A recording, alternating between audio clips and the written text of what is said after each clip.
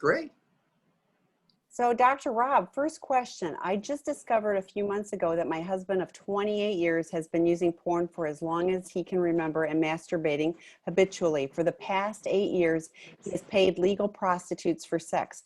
We are both traumatized and feel as if this pain will never end. He doesn't know where his head was or why he did these things, and he can't remember, and he can remember very little. He had some pretty close emotional relationships with those ladies. Why did he do what he did, and where do we go from here? This is a very great question because it's an open door. It's like, what do you do? First of all, let me just say I've worked in the addictions and with people with these kinds of issues for over 25 years. And so I have enough experience to know that I would never tell anybody, well, go do this, because I've never met your husband. And so people who sexually act out can have all kinds of issues. They can be sexually acting out related to an emotional health problem like bipolar disorder or obsessive compulsive disorder. Some people have a lot of trauma in their background and they're really acting out some form of trauma, but they're not addicted. Other people truly have an addiction and that's driving everything, and you can't even see what's underneath until that stops. So I really think the best thing to do is to not sit around the house with each other saying, what do you think that, in other words, don't sit around playing therapist with each other. Go find a professional who really knows what they're talking about, who works with these issues, and sit down and say, this is our story, and what do you recommend we do? I mean, quite honestly, you know, if you've been lied to for that many years and there are that many secrets and there's that much acting out, he's probably a really good patient, a good person for a treatment program. Because there's so much of it.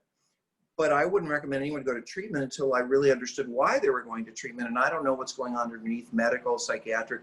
So the first thing I would go do is see a professional. And by the way, Tammy has worked in this field almost as long as I have. And her job has been over the years gathering resources. And she knows people all over the world that we don't get kickbacks. But if you say, I'm in Atlanta or I'm in Ohio or I'm in England, we know the therapists who do this work.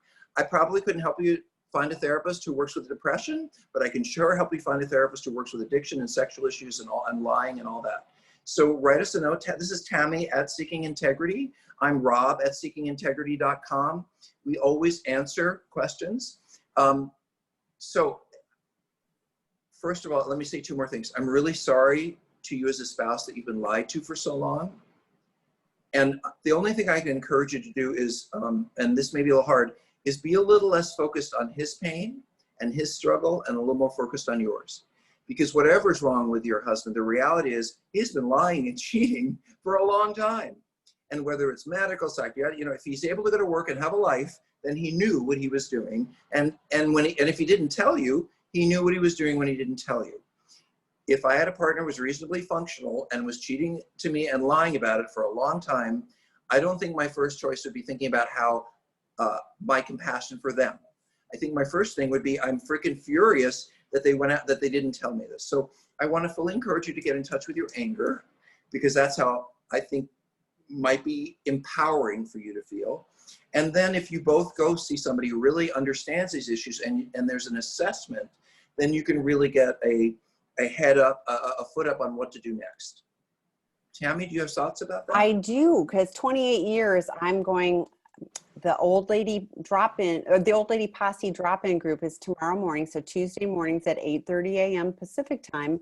And I subbed in a few weeks ago on that group, and it's an amazing group of women who are there to support each other. Highly encourage you to drop into that group. It's free. Yes, it's free. All of the drop-in groups, they're a different format than this. It's you guys can see each other, but it isn't recorded. So there's a lot of different drop-in groups, you know, male partners, female sex and love addicts, female porn addicts, 4 different ones for men throughout the week, the betrayed partner groups on Sunday nights and Wednesday afternoons. So there's a lot of resources that are specifically for that identified group. So would encourage you to do that. The other thing I was thinking about was he doesn't know, he doesn't remember this. So I was wondering if you could talk a little bit, Dr. Rob, about, you know, where they just don't have any recollection, or you know, it's so compartmentalized. Can you talk about that? Well, there's two different, again, I don't know this gentleman. So, you know, It could be that he has trauma and he completely dissociates. It's like he's a different person and he fully doesn't remember. That would be a different issue than addiction. But with the people that I work with, it's more that there's an emotional state that they go into when they're seeking this out, and there's a lot of adrenaline and endorphins, and they're really so hyper-focused on the sex that everything kind of goes away, and they kind of feel like they're in a different place because they're not thinking about you, they're not thinking about anything else but going and doing that. And being in that state, it can be almost like a rush, like it all happened at once. And if you do something like that often enough, it kind of all runs together. So like when we work with people to do a disclosure, which is when we sit down with a spouse and we let them know what's been going on, some of you spouses will say, how come I don't get a disclosure the first week you start treatment? I want him to tell me everything that he's done. Well, the truth is, if you've been acting out, or look, if I ate chocolate over 25 years and I was an excessive chocolate eater, I don't think I could tell you which chocolate, when, how much, but I'd have to sit down and really look at each year and where I was. So that's what we do with the clients. We sit down and say, wow, 28 years of behavior. We're going to go year by year, look at where you were in your life, what you were doing. It can take 6 weeks or a couple of months for that person to say, oh, right, I did that, was on vacation. Oh, I forgot. When my wife was out of town, it takes a while to put it all together. So he's right in saying, unfortunately for you, there's probably so much and so many times that I can't just tell you. That's part of the therapy process, sitting down and coming to terms. He may not be able to tell you, I looked at porn on Thursday nights and Friday nights 5 years ago, but he may be able to say, you know, it's probably been 3 or 4 times a week, a couple of hours a week for this amount of time. You know, we could get to that. I would not take this on alone as a couple. And I certainly wouldn't take this on with an average therapist. I have great respect for my profession, but you don't go to a general practitioner if you have cancer. And this is a really severe relationship issue that requires a certain kind of thinking and therapy that we are trained to do because we work with unfaithful couples and addiction. And we have a viewpoint of it that helps people move in the right direction. Thank you. Next question. I'm early in recovery, just under 2 months, but you're here, yay, and haven't gone through formal disclosure yet. Is it unrealistic for me to set a boundary that if my SA boyfriend acts out with another person, includes texting, sexting, cam girls, physical cheating, dating sites, that the relationship is over? I'm not willing to tolerate any more cheating. How can I communicate this boundary in a way that's not a threat and more of a boundary? I want to respect while we work together in recovery to save our relationship. That's a great question of like, how do you navigate the boundaries? But she said, I think it's a woman, said, I'm in early recovery. I don't understand. Does she mean the relationship is in early recovery? Well, because she's talking about him. Yes. And yes, at first I thought it was the person, you know, the addict, but I hear now that it's the betrayed partner, the girlfriend of someone. So yes. All right. So I'm going to answer this with a story. Is that okay? If you don't mind? Yes, please. So I used to run betrayed spouses groups. And a lot of it was because I did it for a while because I really want to understand where you guys are coming from. And like what you're thinking, where, you know, I really want to understand completely your side. I've worked with addicts long enough. And I was running a particular group, and there were like 6 or 8 women in each group. And about 2 women down, we're going around the room, each person at a time was saying what they'd gone through, whatever. And this particular woman was young. She was maybe 32, and she'd only been with a guy she was with for maybe 3 or 4 years. So the relationship was fairly new. I think they were recently married. And he'd been seeing sex workers and all the stuff that she didn't know about. And she sat up in the group and she said, and I want everybody to know, and I told him that if he does this again, I'm leaving and I'm never coming back. Okay. So what I said to her about that was, you must understand, by saying that to him, you are guaranteeing that he's never going to tell you if he makes another mistake and ends up back here. He is now faced with, if I do this, I can't tell her, I can't work on it with her because she's going to leave. Now I understand the desire to have this stop and never happen again, but that's not addiction. We struggle, we get through, we get some of it, and then and sometimes we have a slip. It is much more important for us as addicts to come to you and say, wow, I screwed up, I did this, I'm so sorry, I'm working on it, because then at least you know there's honesty. So let me say one more thing. Going around that women's group that I was running, About 6 women into the group, a woman who'd been around for a while raised her hand. She had 10 years of working on this with her husband. She was in her late 40s. She was older and had more experience. And this woman, how's she doing? She's doing fine. Her husband's last acting out was 2 years ago, but she said she'd been working on this for 8. So the woman said, are you saying that he went back to it? And she said, yes. 8 years into his recovery, he started having an affair with his secretary, and it was really ucky, and lots of things happened, and he had to race back to the therapy center, back to treatment and all of that. And the woman who was in the group who said she would leave her husband if he ever did this again said, well, how could you put up with that? Why would you ever want him in your home again? And this was, to me, the sign of someone who'd really done some work on this. She said, just because he screws up, why would I ruin my life? Why would it take apart my house, my finances, my relationship with my family? Let him just go fix his problem, and then we can work it out between us. And I think that's a better way of looking at it, in the sense that none of us, this is not a process of perfection. I'm not going to get this right, no matter how angry you are, no matter how much I'm threatened with your leaving. This is a problem as an addict I've probably had for years and years and years. So I'm probably not going to get it perfectly, no matter how hard I want to, or want to do it for you. But what I can get perfectly is being honest. And even for you who've said, I never want to hear this again, I guarantee you, I'm certain of it, if he does this again and he tells you, it will be horrible. It's not going to be a good day. You're going to feel awful. But there will be a little part of you that says, oh my, this is different, because now I know what's going on. He's letting me in. And that is actually the terror for the spouses. Is it sucks that all this happened. But what's worse is I didn't know anything. I was sleeping with this person. I was walking with this person. I never knew they had this whole separate life. So what I would focus on, if it were me, in early recovery as a couple, is not so much, is he looking at the porn? Hopefully not. But my focus would be, is he being honest with me? Is he talking to me regularly about what he's doing in therapy, what he's doing in his recovery? Is he showing me what his plan is? Do I know what sobriety is? I can't hear the details about what's gone on in a meeting or even a group therapy, because that might involve other people, but I can see whether he's going. So if he is consistent in getting support, going to 12-step groups, going to therapy, and sitting down with you every couple of nights, and you guys are talking about this honestly, and then a month from now, he turns to you and says, I got to tell you, I looked at some porn last week. I didn't mean to. I talked to my sponsor. I told him I'm going to tell you. You're going to be pissed. But I hope on some way, instead of saying, okay, well, you did that again, I'm leaving you, you say, I'm really happy that this is going in the right direction, because I can't guarantee that he's going to do it perfectly, but I can get a guarantee that whatever happens, I won't be left in the dark again. Tabby, that was a long answer. Do you have thoughts That was about a this? great answer, because it's very challenging to discern what is a healthy boundary and a realistic boundary, and Right. how do you create that safety, and how Right. do you give a boundary that you can live with? And I agree that the intention is, I don't ever want him to do this ever again. But Right. the reality is, as addicts, it is an ongoing struggle. And you didn't say what he's doing to, like, is he going to a meeting every day? Is he talking to his sponsor? Is he working? I mean, if he's doing all of those things, you're seeing good things happening. That's great.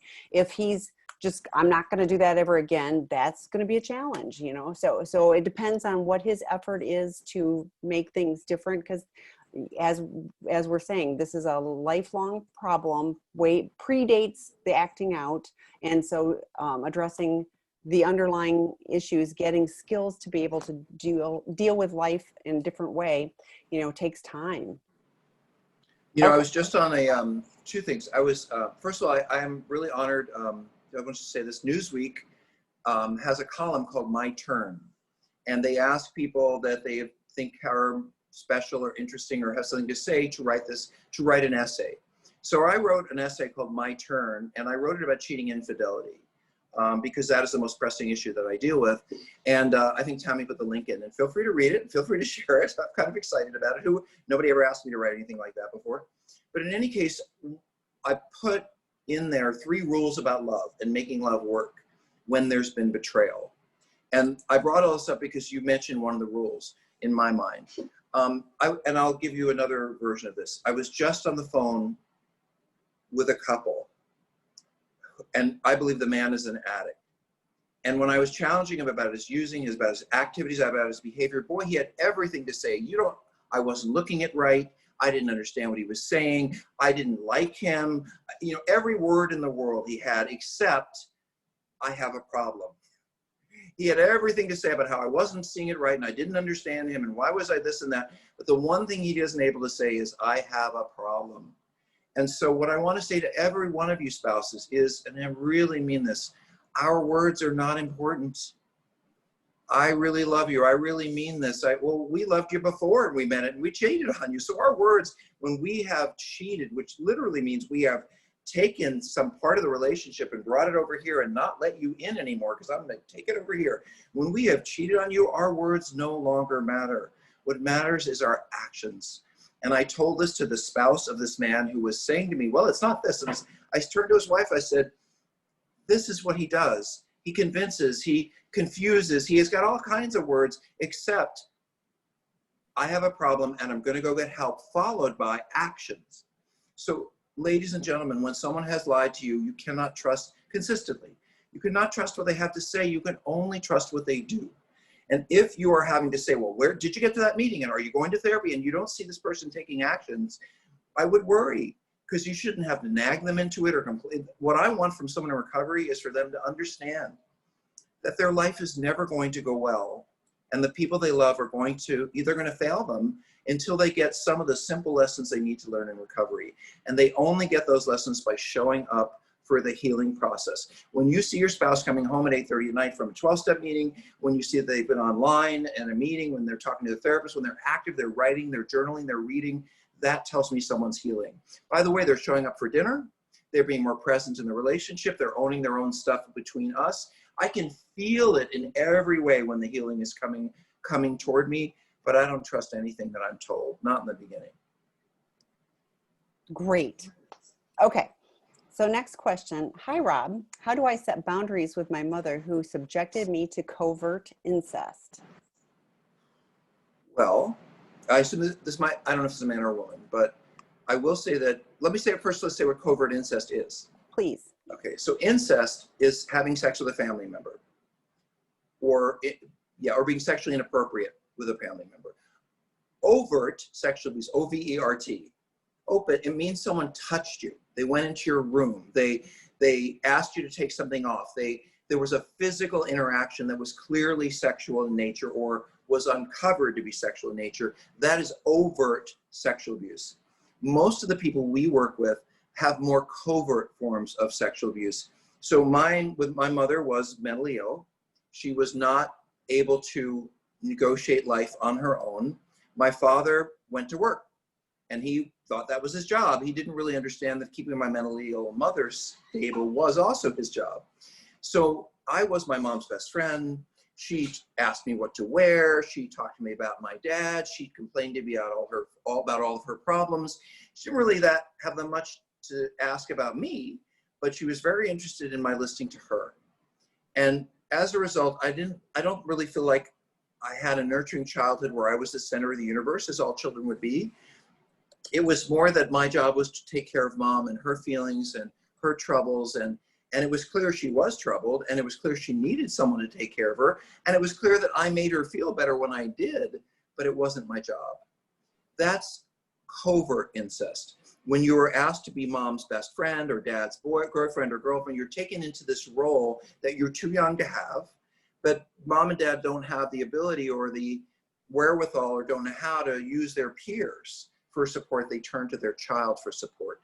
It is never our job to support our parents when we're 4 or 6 or 9. And when that happens in a consistent way, that's a form of trauma that can lead to, in men in particular, sexual addiction. So Did I answer the question? Well, Yes, it's how do you set boundaries? It is challenging because there's going to be a lot of resistance. with covert. Okay. Yes, yes. So a couple of things. My family has these issues in spades. It isn't just my mom. There's all kinds of intrusiveness and all kinds of stuff. So the way I set boundaries, I don't stay when I go to visit family, I don't stay at their house. If it's Thanksgiving or a holiday, I get a hotel room or I stay with a friend and I go visit them for a couple of hours. In other words, look, whenever I see my family, I'm 11 years old again, and I'm still that kid in that relationship with them, because we all fall into our kid parts when we walk into our families. I can't guarantee that I'll absolutely be able to protect myself with what someone says or does in the moment, but I can set a boundary around how much time I'm going to spend. I can set a boundary about what issues I'm not going to talk about. So I'll give you one more example. I had a very bad relationship with one of my family members, but I really wanted to go there for Thanksgiving and Christmas, because to me, this was a family connection I wanted to have, but it wasn't really safe for me on a variety of levels emotionally. So I made a couple of decisions. I would go visit for a couple hours of the holiday so I could have my family holiday, but I would never talk about, bring up, or answer anything that was really personal or problematic, or because I knew it wasn't going to go well. For me, with my family, it was news, weather, and sports. That's what we talk about, because I don't have a family where you can get into more meaningful issues. It will end up with me being hurt, or me being let down, or me being used. So I set the agenda when I'm interacting with my family. I set the time inside, I set up the time. I set up what I'm going to talk about and what I'm not. I might even set up a call so that I call a really good friend before I go, and then I call someone after, so I don't have this feeling of being alone. But I think it's perfectly fine to sit and write down those boundaries, talk about those boundaries with therapists. Sometimes we have boundaries that don't really work, and you need to adjust them some. But you'll get there if you just take a piece of paper and you start writing it out. The most basic boundary is, of course, I don't want to see you or have anything to do with you. That's the most profound boundary. And then you can start pulling back from there. So I put in the chat on the Sex, Love, and Addiction podcast. Dr. Rob did a podcast with Dr. Ken Adams, who wrote Silently Seduced and When He's Married to Mom. And he has some really good information on that. And I'm going to put a little plug in for Super Saturday Recovery Summit. We just had one last Saturday, and Dr. Rob will be a guest on it for September 19th, but Dr. Ken Adams will be on in October. So there's other ways to join in on that, but it's really good information, and it's like Dr. Rob said, it is prevalent, in addiction. Next question. Hi, Tammy. I'm so grateful for everything you do for our world, for being part of the webinars with Dr. Rob. I missed it last week. I wasn't on, and I was like, I missed out. So they're life-changing and a beacon of hope in this time of recovery for me. Great. I have been addicted to almost everything under the sun, including sex and love. I'm 24-year-old male. I have some questions about recovery. Is it normal to feel the feelings of not identifying with anything about my old self, my old behavior and compulsions, and being in kind of a shock that I can have a life without this much chaos? Also wondering if you have heard of any guys who have repressed their heterosexuality and forced themselves to hook up with guys, trauma reenactment, because they had low self-worth over believing they could not get women or get their sexual needs met by women, so they had to abandon their natural arousal template identity. Can a man be bi or gay without sexual attraction to male genitals, or is that a requirement? This is a lot, Dr. Rob. You're muted. Unmute. Sorry, there are about 17 questions in that question. I know. So let's start with is it normal to feel the feelings of not identifying with anything about my old self, my old behaviors and compulsions, and being kind of shocked in a life without chaos? Well, I think when suddenly everything is revealed to you in black and white, in color, we're used to seeing our addiction a certain way. How we conceive of it, how we see it, how we hide it, how we hide it from ourselves and other people. I mean, that's all a process of addiction. The thing that holds that wall up of mine not really looking at it clearly and others not looking at it clearly is denial. Denial is, I don't want to know it, I don't want to see it, I don't want to think of myself that way. So when denial lifts and you're really looking at what you did, it's like, oh my God, I don't even know that person. I love my spouse, I love why would I do those things? When you're not in the heat of the addiction, standing back and looking at it, it seems like somebody else did that. And that's part of the neurochemical high that we get when we're doing it. We do space out. It does feel like we're not even there.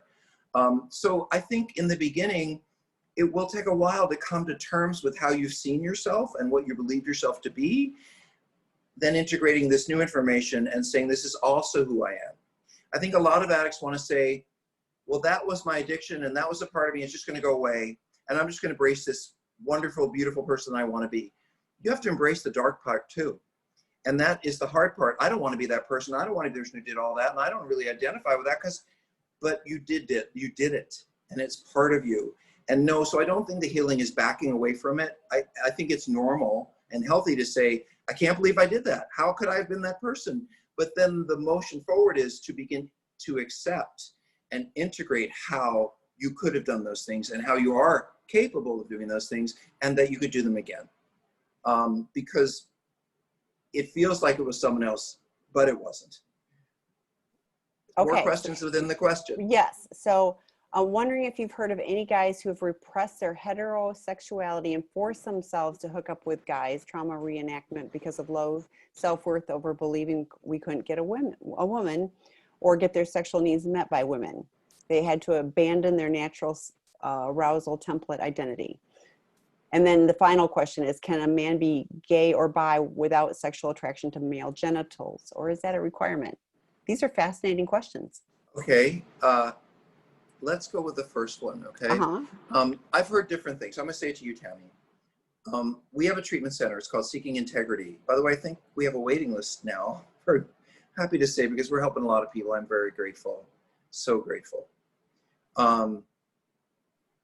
It's not unusual for somebody in treatment to say, you know, I'm really not into men, but if I was out there cruising for a woman or trying to set something up and I couldn't make it happen, well, I just go with a guy because it's easier.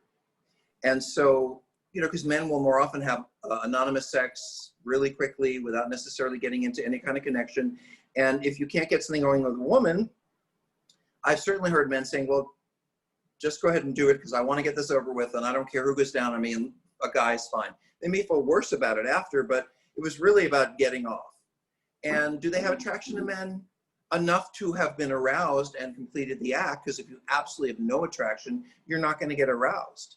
So there is some attraction and interest in doing it, but it may not be their primary interest or attraction. It's something they settled for or just did because that was all that was available. So that's one set of guys. I've also worked with men who are bisexual, and they really enjoy sex with men, they really enjoy sex with women, and it's a choice. I've worked with men who, you talk about trauma, whose sexual trauma and abuse has left them confused about their sexuality. And if I said, here's a man naked, here's a woman naked, what do you like better? And they'll say, oh my God, I have no interest in that guy, and there's nothing on that body that interests me. I don't like hair, I don't like muscles, I don't like penises. This is what I like. But then they also have sex with men on a regular basis. They like men too. They just don't want to acknowledge it. And you know what? A lot of people, listen, I know a lot of guys who are heterosexual and vaginas are okay, but they love boobs. You know, boobs are their thing. And I know men who really, you know, the penis part's okay, but they really love the chest, they really love the arms. So I think whether you're interested in the actual genital part is not really what it's about. It's more about the whole experience, you know? So let me say one more thing. I have worked with men who are bisexual. They like men and they like women, but they only have romantic relationships with women. And with men, they just have the sex. They have sex with women too, but they have sex with men, but they're not interested in a romantic relationship, and they don't see themselves attracted to men at all. It's just when they're out there having sex, it's something that they do. For some of those men, the truth is that they're actually attracted to men, but they've never allowed themselves to have a relationship with a man, be romantic with a man, develop anything with a man. They just see men as sexual objects and women as people you love. So they split their lives entirely. And that can be another presentation of this. So it's a winded way of saying I don't have an answer for your question because it's unique to you. And there may be many, many meanings that it has for you. But I will say this, if something doesn't turn you on, you're not going to want to be interested. And Tammy, no, I've said this before, it's a little embarrassing. I've looked at porn, for sure. I've looked at a lot of porn. And you know, a lot of the porn I looked at had boobs in it. Big boobs, small boobs, dark boobs, light boobs. But here's the thing, I am a homosexual and I do like penises and I do like men. You can show me all the boobs in the world. I'm not going to get aroused because there's just nothing in there from inside of me. There's no resonance that rings my bell and says, ooh, that's exciting. Sorry, ladies. But when I see an undressed guy, all my bells ring. So I'm not attracted to women sexually. That's the way, sorry ladies, it's just not my thing. And so you can show me all the naked women you want 100,000 times, and I'm just going to think about, she should be wearing a nicer dress. I'm not necessarily going to be thinking about her body because it doesn't arouse me. So if you are able to complete and engage sexual acts with men or women, whatever, that means you're interested. Your body responds. Where that comes from may actually not be as important as how you live that out. Thank you. That was a complex question, and that was a very useful. Complex answer. I learned more. I always want to learn more. Okay, next question. I'm new to recovery and recognizing I'm an addict. That's the first step. My wife caught me on June 9th, and her anxiety stress after was hard to watch. We see each other when I see the kids after 6-7 weeks apart. We had to manage a stressful interaction yesterday, and I felt like she hit that same low stress level instantly, reminding me that it takes a long time to even get past it. She has PTSD symptoms, and I feel I should be hypersensitive to that. How long will this last before she can manage stress again? This is the kind of stuff we get asked by addicts. Okay. So this is June 4th. Is that the date? It was June 9th, but yes. Yeah. So okay, we're it's now August 17th. 2 months. Yeah. Yeah. So it's just a little over 2 months. And I think men typically will say, isn't she going to get over it? When are they going to forgive me? I'm not doing it anymore. I'm working really hard on this. Can't they see this? And in our minds, it's like, you know, I've kind of earned forgiveness. I mean, I feel sincerely bad, and I understand what I did, and I'm really working on it. Can't she just forgive me? I'm doing all the right stuff now. And the answer is, maybe she will be able to forgive you, but it's going to be a year. Again, in this article I wrote for Newsweek, I said, you know, the damage we do to relationships when we betray someone is much greater than we believe it will be if we're the person doing the damage. Look, if you're acting out sexually and you're ultimately going to be hurting your partner by it, you don't want to think about how it's hurting your partner. You don't want to even have that in your mind. So when you finally realize that it's been hurting them, it's something that you learn over time. It becomes more and more and more. In the beginning, we don't want to think we've hurt them that much. And then we're kind of like, aren't they over it yet? Because I've been doing all the right stuff. So I wrote a couple of books about this. One of them is called Out of the Doghouse, a relationship saving guide for men caught cheating. And I wrote this book in particular, book number 8 or something on my list that I've written. I've written 10. Crazy me, right? But this book I specifically wrote because so many men I've worked with, they have compassion, they have empathy, but they don't really understand what a woman goes through when she's been betrayed. And they think that candy and flowers and I'm sorry and I'm working on it now, that should, within a short period of time, 90 days or so solve the problem. But the reality is that your spouse doesn't look at it that way. They look at it like, you've been cheating on me for a long time. And why would you expect that in a month or two, I'm just going to be okay, I'm going to forgive you? They may be at a point of acceptance and things getting better in a year. I don't know about forgiveness, but getting better. And that's provided you're doing everything you need to be doing. You're not being defensive. You're owning your stuff. You're not doing it anymore. You're getting help. You're being open. I mean, if you're doing your part, then it might only be a year before the stress goes down and the trust is regained. So I'm sorry to say to you, sir, that you've caused a lot more harm and damage than you realized. And I would put down my desire to see her loving me more, accepting me more, and forgiving me, and put more emphasis. Whoops, that's my dog. He found a very noisy toy. Hey, I'm sure he'll drop it in a minute. Hold on a second. I need to get the noisy toy from the dog. So I'm going to chime in while Dr. Rob is taking care of Dozer. But what I read is, I'm new to recovery and recognizing I'm an addict. That's very early stages, but I don't hear, and here's all the things that I'm doing, just like Dr. Rob was talking about. Here's all the things I'm doing to be in recovery. Here's the steps that I'm taking that will help. Like a few questions ago when he said, when you're doing all those things, it's obvious because the way you're showing up is completely different. So you are very new. If the discovery was on June 9th and you're just now 2 months later going, I think I'm recognizing I'm an addict. I bet that there's some lag time between the discovery and you going, oh my goodness, I need to do some heavy duty work on this. So yes, her time to start being able to trust you and to not have that that reaction is going to take a while. Her getting some support you know, the betrayed partner drop-in groups that I talked about, that's great. Working with a trauma therapist to do some EMDR just on her stress levels, you know, just to help her manage her symptoms so she's not having that, you know, gut reaction every time she thinks of you or sees you. That will be helpful, but you can't fix her. You can only work on your addiction and healing so that you aren't showing up being the betrayer over and over again. Yeah, I was also going to say, since you brought that up, that you have to understand that we're in a completely different set of circumstances as addicts than our partners are. And I really want you to think about this, to all the addicts in the room. We knew what we were doing.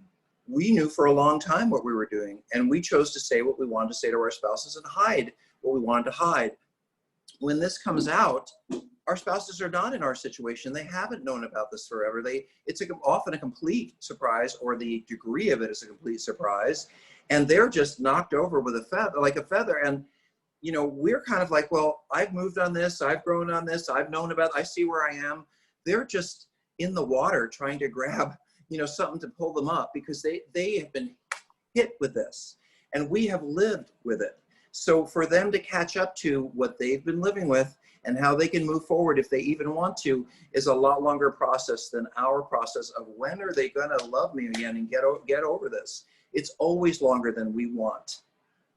Well, and my experience is that partners are now going, everything was a lie. Like this, you know, so they're replaying everything in your relationship and going, what is actually truthful within that? So it's really challenging. And she caught you. I mean, so this isn't like she, you know, like something that was a known event or whatever. She caught you. So that's like getting hit by a semi truck, you know, in one instant, like very much changes. So yeah, okay. Imagine thinking that your life is going along this way. I mean, this is what has spouses, you know, well, we're doing well and this is happening. He seems a little distracted, maybe busy with work, and I've got kids, whatever it is. And then realizing you were completely wrong. You didn't understand at all what was happening. Our partners feel so foolish. How could I not have known this? How could I not have seen this? How could I not have felt this? Of course, oftentimes they did, and they said little things and we shoved them away. So understand that even when our partners might have begun to understand this, we kept it from them and we worked hard at it. So oftentimes it's a tremendous shock to them, and we need to give them the grace to have the time to be angry and hurt for a while, certainly longer than we would want them to be. Next question. My boyfriend and I just came to terms with him having a porn addiction intimacy disorder. We've just started watching some webinars and listening to podcasts, and now we're reading your book. It doesn't say which one, but let's probably Out of the Doghouse. But let's. Or Sex Addiction 101. Either one of those would be good choices. What do you recommend as next step once we have finished? Well, I think that's a little hard because, so what I'm seeing is we're just coming to terms. So when you're just coming to terms, meaning this is a fairly new situation that you're both beginning to negotiate, a lot of what we talk about is you getting support separately from each other and learning a little bit separately from each other. You have to understand that, you know, when you thought there was trust, who do you turn to when there's a problem? Who do you turn to when you have questions? Who do you turn to when you're struggling? You turn to your partner, your spouse, your mate, the person you love, your best friend. But now this is someone who's hurt you. Now this is someone who's let you down. Now this is the very person you can't really talk to. So in the beginning, I think a lot of what I recommend is that the addict develop relationships and support outside their marriage or relationship that is only devoted to recovery. People in 12-step, people in groups, to really be able to gather your strength from other people who are on the same road as you. And it's really the same for the spouses. You guys need to be sitting maybe in one of our volunteer free groups or online, wherever you go, with other men and women who've been betrayed. Because a lot of times you think, oh, I should have done this, I shouldn't have, that you couldn't have done anything. We are who we are, but you need to hear it from other people. So in the beginning, it isn't as much about what you do with each other as what you do for yourselves. Because if you can get a really good toehold in recovery as an addict, if you can get a really good foothold as a partner in what you can expect and what you're going to go through, that work is going to pay off handsomely when you start to turn toward each other again, because you're grounded, you have direction, you have support, and you can turn to each other more neutrally and say, okay, how do we work on this? Because I get that you can't be there for me and I can't be there for you right now because we're hurting and betrayed. but we can walk together with support towards some healing. So I'm glad you're reading things together. I'm glad you're working on things together. But let me give another quick example of this. Even with therapy, when couples are in the early stages of profound betrayal and hurt, we don't suggest they dive into couples therapy. Because in the beginning, couples therapy really looks like this. On the part of the spouse, it's pretty much the same thing over and over again. I hate you, you ruined my life. I hate you, you lied to me, you ruined my life. And that's really all partners have to say in the beginning, as they should. And addicts are focused on the entirely wrong thing, which is, can you forgive me? I didn't mean it. I didn't mean to hurt you. I have this problem. I didn't know I had it. None of that is helpful. So each of you needs to go separately to get a real handle on what the heck's going on with you so that you can, in an informed way and in a healthy way, start to turn toward each other. So we encourage people to get separate therapy in the beginning before they start couples work, because the couples work is often just a kind of, you know, a match in the ring, as opposed to a healing experience. So that's what comes up for me. Yes, and I would say the only, if the couples work is to hold the space for the coupleship, that can be helpful. But you mentioned the webinars. Beyond Dr. Rob's and Dr. David's, you know, we've got a whole series on Wednesday morning that includes relationship things, John Taylor's Rockin' Relationships. There's so much great content on this platform, sexandrelationshiphealing.com, that you can find that will give you practical tools of like what next. And I'll mention the podcast. If you look, especially if you're new, we don't get a dime if you listen to the podcast, and it's free for you. But we have over 500,000 downloads of people who wanted to listen to these kind of questions being answered. I'm talking to professionals on intimacy, professionals on addiction, professionals on sexuality, professionals on couples issues, and I'm asking these questions in the podcast. How do couples negotiate this? How do individuals? I know the answers, but you wouldn't want to just hear them from me. So I've got some pretty amazing people on sex, love, and addiction. And I recommend it because there are like 80 podcasts. You don't have to listen to all of them, but there might be some that you think, oh, that's the answer to that question I wanted to get asked. That's how I did the podcast, was thinking about what you guys would want to know and finding people who I could talk about that with so that you can learn. And they're sorted by category, like podcasts recommended for addicts, recommended for couples, recommended for partners, etc. on sexandrelationshiphealing.com. So, okay, go ahead. Let me just quickly, there's also another podcast that Tammy and I have done together called Healing, Betrayal, and Addiction.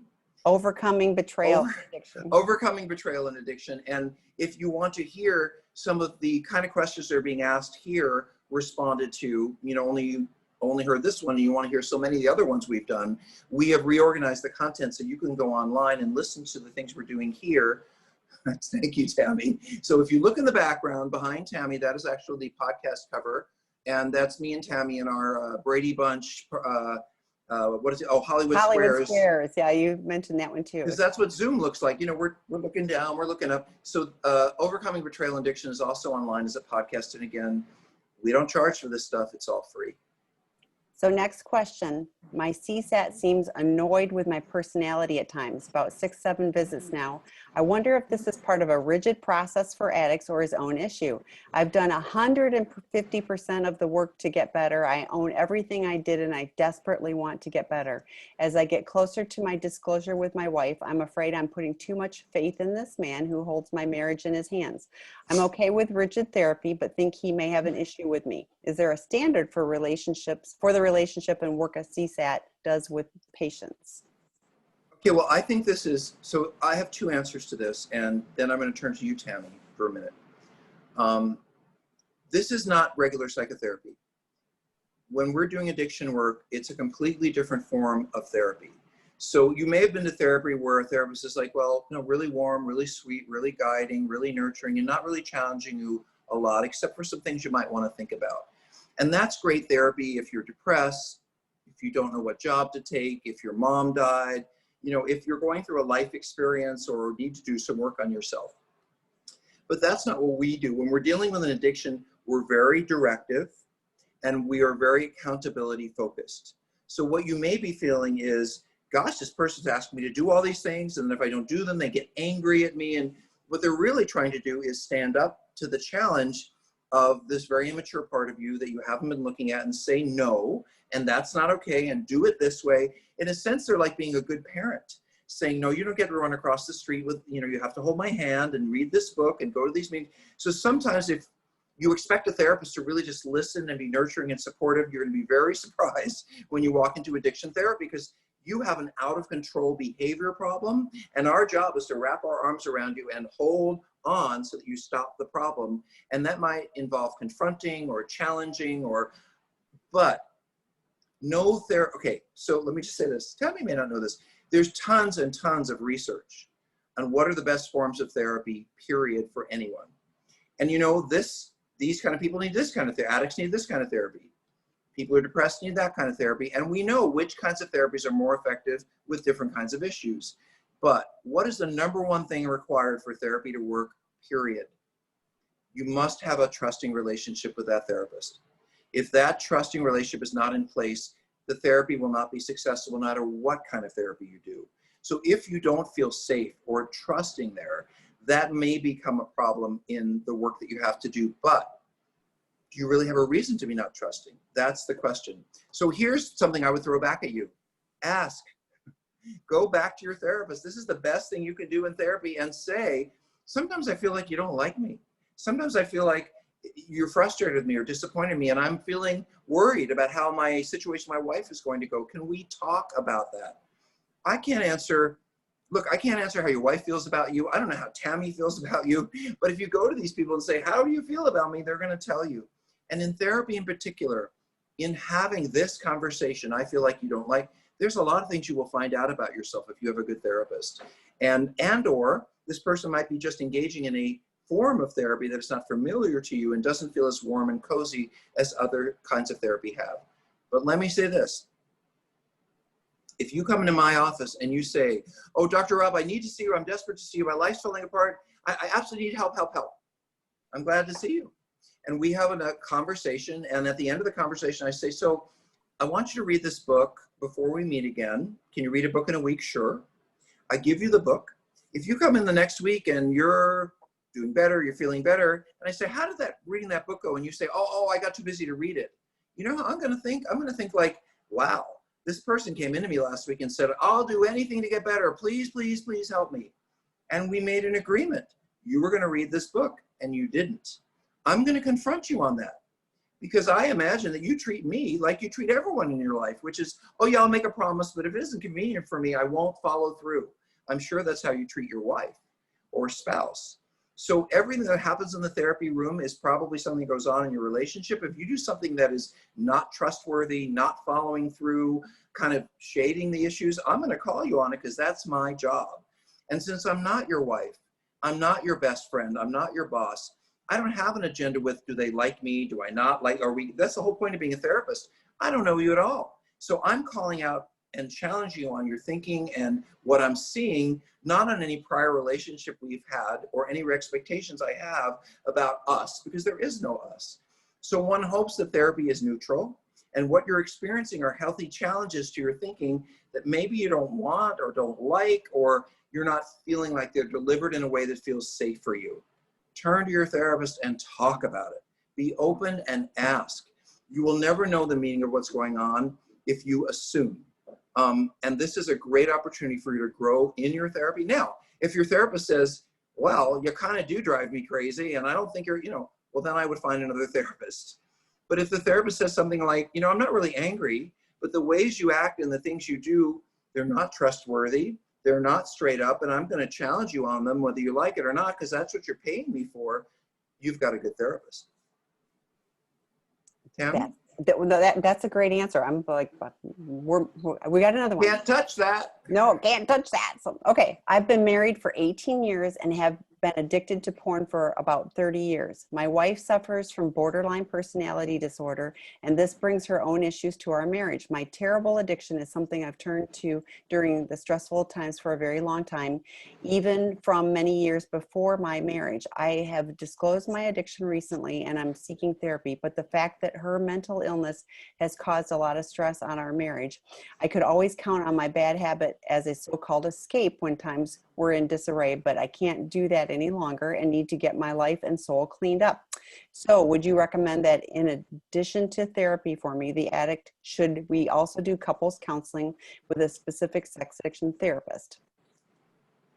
Well, I have a more general comment, which is life is not about avoiding conflict or unhappiness. Life is about dealing with what's in front of you. And first of all, and so if your relationship has been stressful, if your wife's issues are difficult for you, you could make a lot of choices. You can get some extra therapy, extra help. Maybe she needs help with medication. Maybe the two of you need a vacation. Maybe you need to take on a volunteer hobby. Maybe you need to get a divorce. I don't know what's going to make your relationship better or not. But I do know saying, well, my relationship problems are difficult and therefore the porn, the masturbation, the sex made me feel better. So what am I going to do now with my relationship problems? Where am I going to run away next? My answer is stop running away. That's what you're going to do. You're going to stop running away and you're going to face this spouse. And you're going to finally figure out, which you've never been doing because you've been running away, can I be in this relationship in a healthy way? Can I work out this? Is what's going on too painful for me and I can't handle it? Or maybe it's that I've been lying and cheating and doing all this stuff to be non-intimate with my spouse that has also driven her kind of crazy, only she never knew why. So we make all kinds of assumptions about our spouses and where they're coming from, but the reality is you have not been honest. You've been lying, and you chose to deal with your relationship issues, not by working on them, not by getting a divorce, not by buying something nice and going on vacation. You dealt with them by running away. Well, now you're not going to run away anymore, at least not with the sexual behavior, and we hope not with alcohol and food and gambling. We hope you're going to put all that down. Then you do have to face life on life's terms. And you may not like the terms you've been given. You may not like the hand you've been dealt. You can change that hand. You can stop playing cards. But you don't get to run back the addiction because the things in your life are making you unhappy. That's what addiction is all about. You have to face those things without the crutch of the addiction and live your life in whatever way that plays out. I'll give you an example. I've worked with people who are in very unhappy relationships, but they never want to be alone. They're terrified of being alone, and they really love the person they're with, but their relationship is miserable. So the way they've tolerated it is by acting out all these years because at least they didn't have to leave or be separated. Well, now they're not able to run away and they have all these feelings. Now they're going to have to deal with a relationship.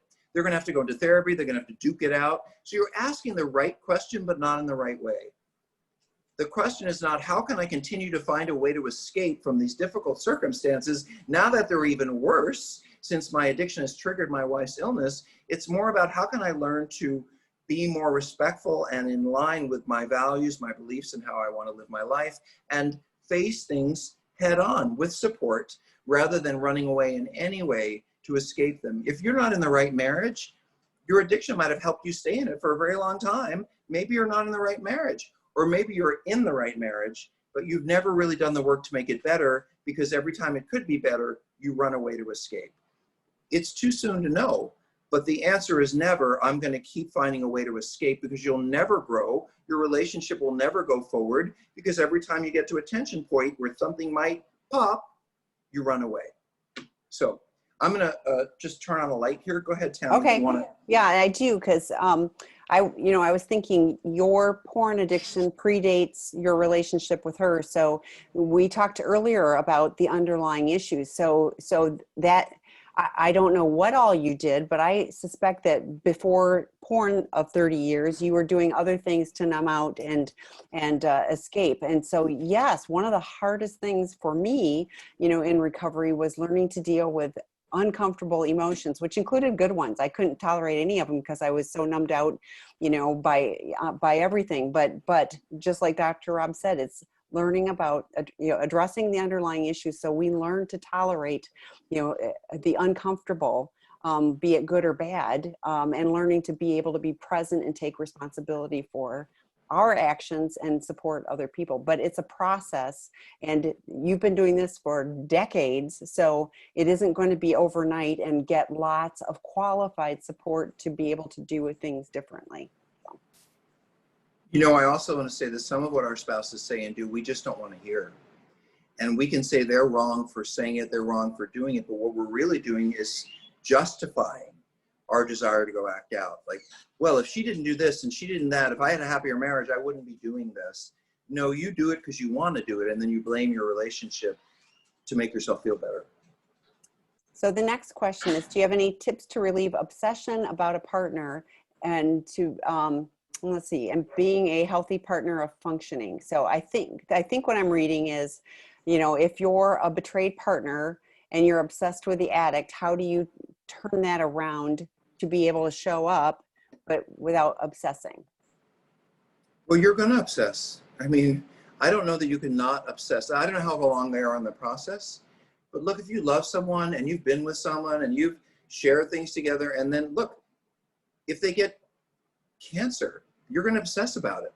You're going to read every book. You're going to go to every doctor. When something important to you fails, if you're a loving, caring person, you want to hold on to it, you're going to put both feet forward and try to make it better. Every spouse is in here is like the best librarian I've ever met. You guys read every book, you read it, you know far more about this than we do, because you want to understand and you want to help and you want to understand what's going on in your life. So trying to see if there's more to that question. Tammy, I don't have it in front of me. Oh, how to build your obsession about a partner? So is that about like a former partner or someone you acted out with, or what do you think?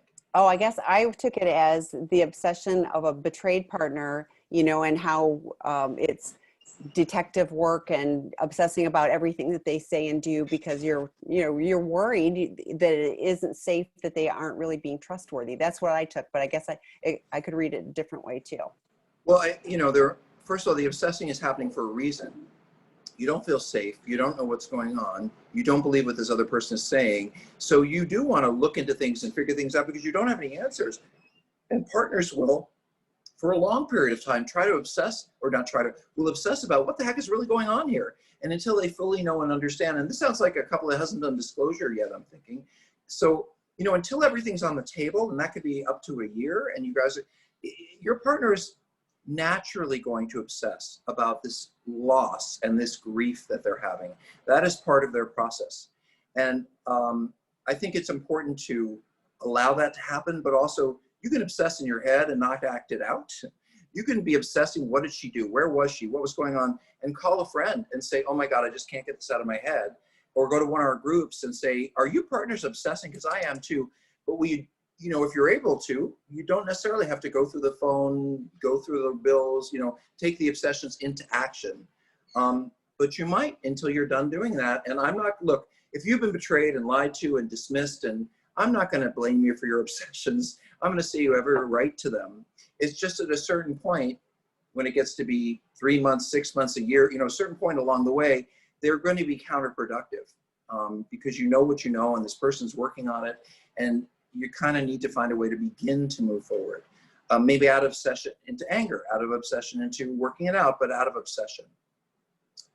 Tammy, I know you want to take more questions. I know, and we don't have time because the drop-in group is coming right behind this. So, but I do want to let you guys know. I want to answer this. No, I always just go, I want to answer that one too. Okay, so Rob at seekingintegrity.com, Tammy, Tami at seekingintegrity.com. If you didn't get your question answered, write it to us. We'll make sure it gets answered. I'm also doing this exact same thing, only sadly without Tammy, on intherooms.com every Friday night at 6 o'clock California time. You can have your questions answered there. And there's a lot of people on this site who answer questions. It's not just me. So check the schedule for meetings and groups. And, again, it's all free. We're glad to support you. Thanks, did you hear everybody. A woof? Woof. I did. I was like, and Dozer's chiming in. So it means this is dinner time. So there you go. I'll see you guys later. Thank you for your time, Tammy, and have a great evening. Thanks, everybody. Bye, Dr. Rob.